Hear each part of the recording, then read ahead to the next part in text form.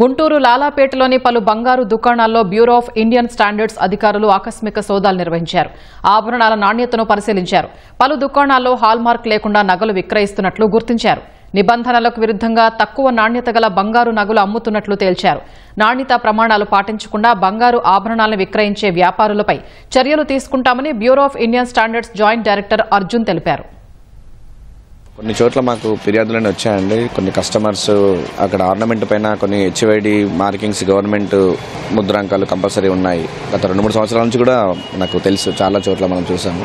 అక్కడ కొన్ని చోట్ల వాళ్ళ దగ్గర లేకపోయేసరికి వాళ్ళు చాలామంది చెక్ చేస్తూ ఉంటారు, కంప్లైంట్స్ కూడా వస్తూ ఉంటాయి. సో దీని ప్రకారం మనం చెక్ చేస్తే ఇక్కడ చాలా ఐటమ్స్ హెచ్వైడి చేయట్లేదని వాళ్ళు అమ్ముతున్నారని చెప్తున్నారు. వాళ్ళు కూడా మిస్టేక్ ఉందని వాళ్ళు ఒప్పుకుంటున్నారు. కావాలంటే హెచ్వైడి చేసుకొని అమ్ముకోండి అని ఈజీగా వచ్చింది. ఈ లైసెన్స్ తీసుకోవడానికి కూడా మీకు లైసెన్స్ వితౌట్ ఎనీ సింగిల్ పైసా ఖర్చు లేకుండా ఫ్రీగా లైసెన్స్ ఇస్తున్నారు. ఎందుకు?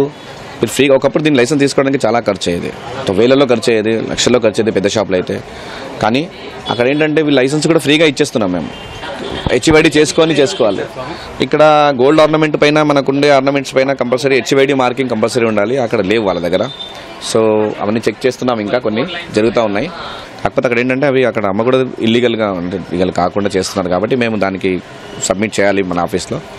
తర్వాత యాక్షన్స్ తీసుకొని చేస్తారు. తర్వాత సో వెళ్ళిన దానికి మనం మాట్లాడలేము. ఇక్కడ ఉన్న ఐటమ్స్ అయితే ఇన్ని చాలా ఐటమ్స్ మీరు చూస్తున్నారు, అక్కడ ఉన్నాయి. ఆ ఐటమ్స్కి అయితే హెచ్వైడి లేవు.